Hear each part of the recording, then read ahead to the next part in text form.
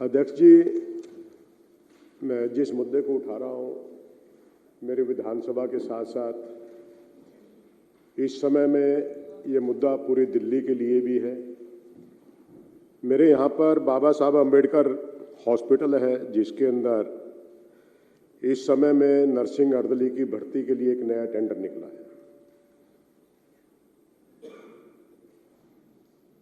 Government की तरफ से क्लॉज है कि 80% पुराने कर्मचारी रखने होते हैं, लेकिन जो भी टेंडर लेते हैं वो पुराने कर्मचारी ना रख के नए कर्मचारियों को रखते हैं, या पुरानों को जिनको भी रखते हैं तो उनसे उस एवज के अंदर 30-30, 40-40 हज़ार रुपये वो रिश्वत के तौर पे लेते हैं। ये जनता के साथ में बहुत बड़ा खिलवाड़ होता है कि हॉस्पिटल के अंदर कोई भी व्यक्ति जाता है, मरीज आदमी जाता है, उनसे जो इस प्रकार के कर्मचारी होते हैं वो पैसा उगराही का काम करते हैं।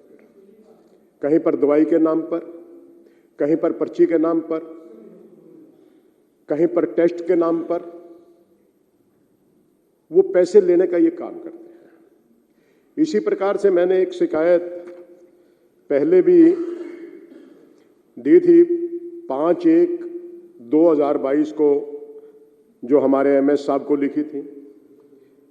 एक शिकायत मैंने फिर थाना प्रभारी को, डीसीपी साहब को वो भी लिखी कि सुरक्षा कर्मियों के नाम पर जो ये भर्ती चल रही है, इनसे ये पैसे ले रहे हैं तो ये लोगों को बाद में तंग करते हैं, लोगों से पैसे की उगराही करते हैं। दवाइयों के नाम पे उनसे वही पैसा लिया जाता है, वही टेस्ट के नाम पे पैसा लिया जाता है। ये घोटालेबाजी नहीं होनी चाहिए, क्योंकि जो आदमी बगैर कोई रिश्वत दिए लगेगा तो नेचुरली है कि वो अपनी तनख्वाह के अंदर वो काम करते हैं, और वो कॉन्ट्रैक्ट की तनख्वाह भी उनको वो पूरी नहीं मिल पाती है, जो बहुत बड़ी जांच का विषय है। उसके अंदर 15,000 16,000 रुपये की उनकी तनख्वाह होती है, खाते के अंदर उतने पैसे जाते हैं, लेकिन वापिस फिर से उनसे पैसे ले लिए जाते हैं।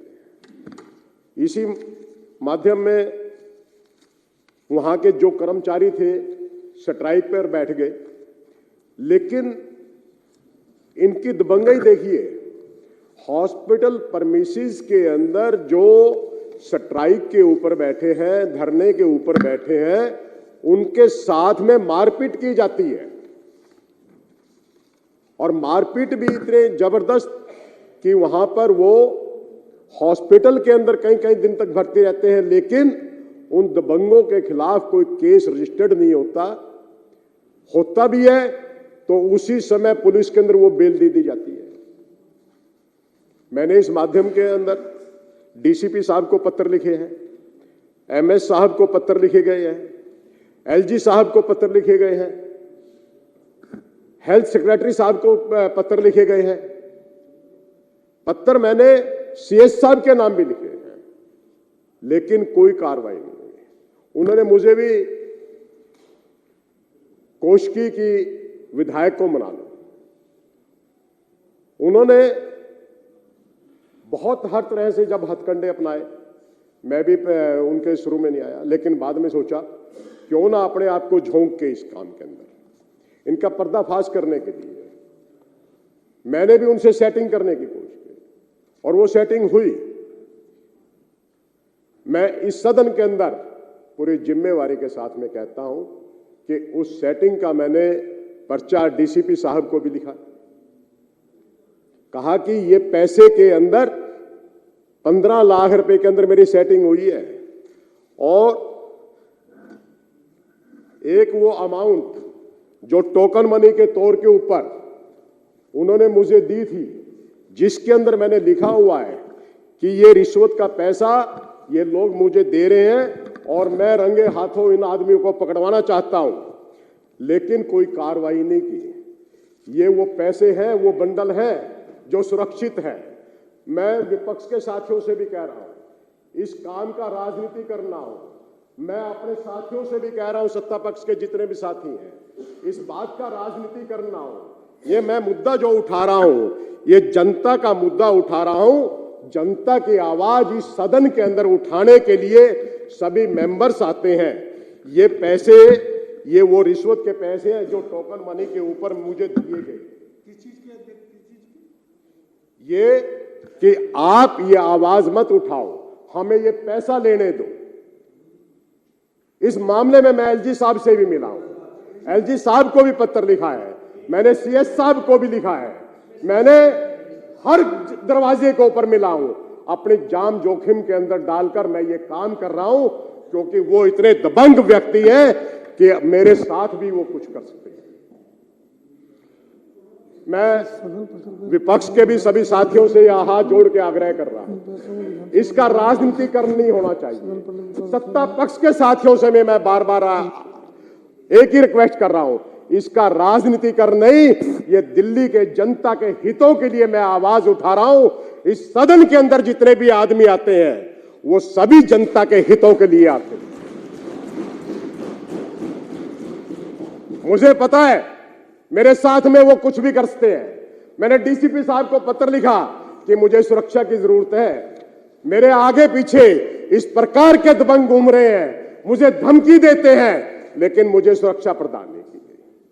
लेकिन कोई बात नहीं है, मैं ऐसे सदन का साथी हूं जिसके अंदर महात्मा गांधी जी बैठे हैं, विठल भाई पटेल जी बैठे हैं और बड़े बड़े नेता बैठे हैं।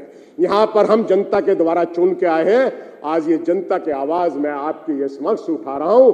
इसको आप किसी भी कमेटी को रेफर करें या कोई भी आप इसकी निष्पक्ष जांच करवाएं। ये खाली ये नहीं है कि बाबा साहब अम्बेडकर हॉस्पिटल के अंदर है। मैंने उनका स्टिंग करवाने की कोशिश की थी, मैंने एक आदमी की भी ड्यूटी लगाई थी। मुझे पता है कहीं पे धोखा हुआ है, लेकिन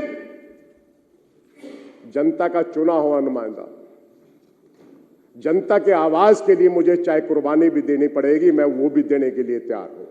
और इस समय में जो ये काम चल रहा है, बहुत घटिया स्तरों के ऊपर ये काम चल रहा है। मैं इस मामले के अंदर यह भी चाहूंगा, मैं नेता विपक्ष के भी मुंह से एक बात सुनना चाहूंगा। मैं डीसीपी साहब पहले प्रणव तायल जी थे, अब दूसरे डीसीपी साहब चेंज होकर आ गए हैं। इस मामले के अंदर एक नहीं, महेंद्र जी, अब मेरी बात सुन लीजिए प्लीज। हाँ जी, ये सारा मैटर आप लिख करके लेटर पैड पे मुझे दीजिए, मैं इसको पेटिशन कमेटी को रेफर कर रहा हूँ। जो जो लेटर आपने एलजी को लिखे, जो भी लेटर आपने कमिश्नर को लिखा, विद ठेकेदार के नाम, किस डेट में वो ठेकेदार अपॉइंट हुआ, वो सारा मुझे लिख के भेज दीजिए। सर मैं कल भी एसीबी के अंदर गया, मैं बता रहा हूं आपको। महाजन साहब प्लीज, महाजन,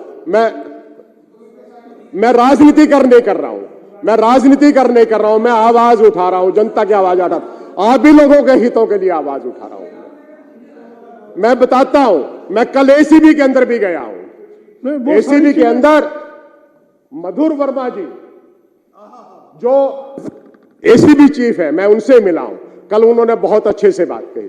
उन्होंने सिर्फ एक असमर्थता जाहिर की, बोला ये हमारे सरकारी कर्मचारी नहीं है, हमारे बीच में नहीं आते हैं। मैं ज्वाइंट सीपी साहब के पास में परसों इस सदन को खत्म होने के बाद ज्वाइंट सीपी साहब से मिला, उनको मैंने रिक्वेस्ट की कि मैं रंगे हाथों पकड़वाना चाहता हूं कि आप पकड़ लें। बोलो ये हमारा वो नहीं है, आप अपनी सरकार के आदमियों से देखें। मैं एक बात कहता हूं, एसीबी के अंदर हम जाते हैं, वहां पे सुनवाई नहीं। मैं डीसीपी के पास जाता हूं, वहां पर हमारी सुनवाई नहीं। दिल्ली पुलिस के ज्वाइंट कमिश्नर के पास में मैं जाता हूं, वहां पे हमारी सुनवाई नहीं। सुनवाई होगी तो आखिर कहां होगी? मेरे पास सिर्फ और सिर्फ रास्ता बचता तो मेरी विधानसभा का रास्ता बचता था, इसलिए वो ये बंडल लेके मैं यहां पर ये मेरे लिए नहीं, आपकी पूरी दिल्ली की जनता इस समय में त्रस्त है। हर आदमी वो त्रस्त है, चाहे वो किसी भी प्रकार के सुरक्षा कर्मी लग रहे हो, चाहे कहीं पर किसी भी प्रकार से एनओ लग रहे हो या सफाई कर्मचारी लग रहे हो। जो ये कॉन्ट्रैक्ट का धंधा चल रहा है इस समय में बहुत शर्मनाक चल रहा है।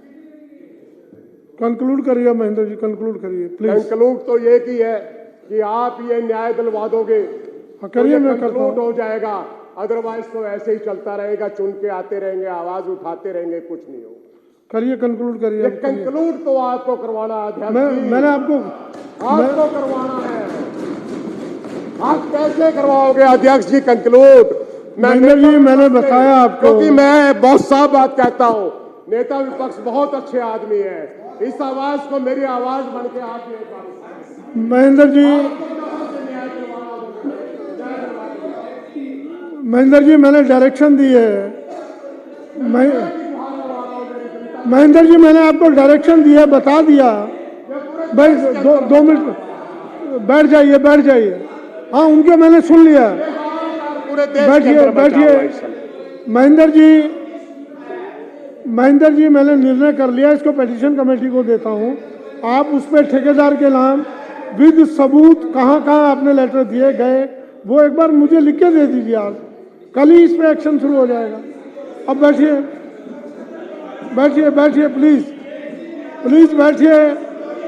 भाई मैंने अभी सभी बोलेंगे, बात नहीं बनेगी। अध्यक्ष जी, मैं बहुत साफ बात कह रहा हूं, इस खुलासे के बाद, एक मिनट नरेश जी, मैं बहुत साफ बात कह रहा हूं, इस खुलासे के बाद मेरी जान खतरे के अंदर है, मेरे बच्चों की जान खतरे के अंदर है। मैं बहुत साफ बात,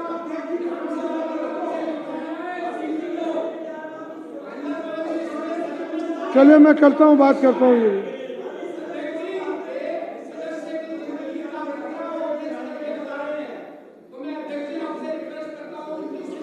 मुझे पता है वो कुछ भी करते हैं मेरे साथ में, हुई है।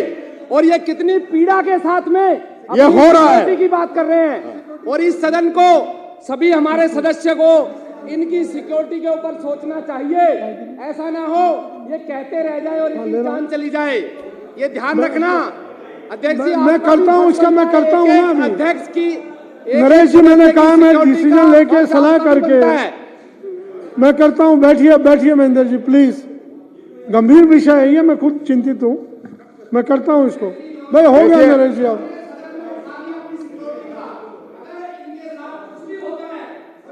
जिम्मेवार होगा सदन, अदरवाइज सदन लिखे इनकी सिक्योरिटी के लिए, सीपी को लिखे। एक एक सदस्य की सिक्योरिटी सदन की भी जिम्मेवारी है। अगर ये सदन में उठा दिया गया है मुद्दा तो चलिए बैठिए, बैठिए प्लीज। अध्यक्ष जी, मैं एक रिक्वेस्ट और कर रहा हूं, जब तक इसका न्याय ना हो उन कंपनियों को कोई पेमेंट नहीं होनी चाहिए। और ये दबंगई इतनी है इनकी, मैं बता देता हूं, जिस कंपनी का नाम ले रहा हूं, नहीं आप लिख के दीजिए मुझे। ये गोरखा कंपनी है। इस सदन के अंदर एक एक शब्द रिकॉर्ड है, आपको तो लिख के दे रहा हूं और मैंने लिख के भी दिया है। लेटर तो मैंने ये सभी के सभी लिखे हुए हैं, एक नहीं है, यहां से सभी के सभी ये लेटर लिखे हुए हैं।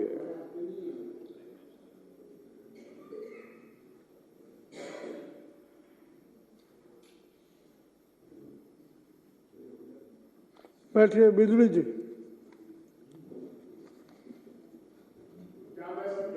आदरणीय मैं अध्यक्ष नोट महोदय, कर लिया जो जो आपने मांग की है।